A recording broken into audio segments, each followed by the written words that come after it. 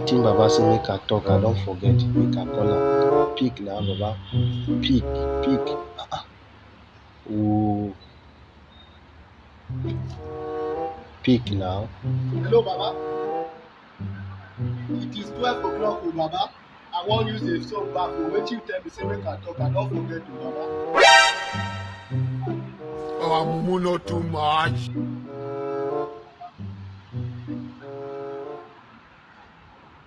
Okay. Okay, nobody go see me. Everybody don sleep. Okay. Hey! Ayé mi tèmi bá mi.